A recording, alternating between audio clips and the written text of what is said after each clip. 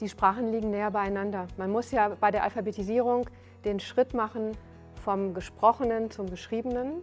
Und dieser Schritt ist leichter, wenn die Sprachen typologisch näher beieinander liegen.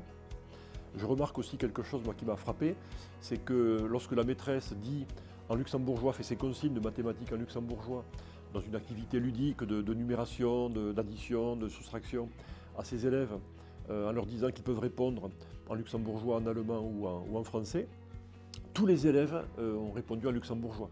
Donc ça signifie en fait que le fait d'alphabétiser dans une langue écrite forte, que ce soit le français ou l'allemand, n'enlève en rien la capacité à ces élèves à être socialisés ensemble en luxembourgeois et avec toute leur provenance différente, qui est mondiale bien souvent désormais, le luxembourgeois reste une langue de socialisation, d'affection, de connivence entre ces élèves.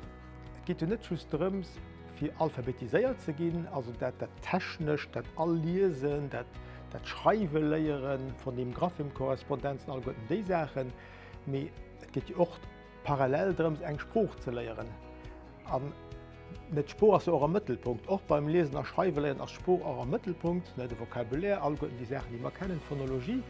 Wenn natürlich da seine Kompetenzen schon hört, seine Fähigkeiten schon hört, also natürlich mir einfach die Technik an der Spruch zu lernen, wenn ein komplett Fremdspruch ist, wo die Wörter nicht kennt, wo die Phonologie nicht kennt, das phonologische System nicht geknackt wird, so mir, also das ist evident, gell, dass es mir einfacher ist, dann an dem Fall an einem Spruch alphabetisiert zu gehen, wo ich schon die Ressourcen hört an der Spruch.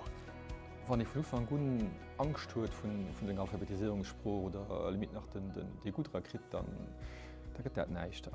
Ich meine, Spruch ist ein kommunikatives Vehikel, ja, das Form könnt du noch, Form könnt nur, und muss ich mal alles spielen. Also auch muss ich motiviert sein, und das macht die Kompetenz nicht klar.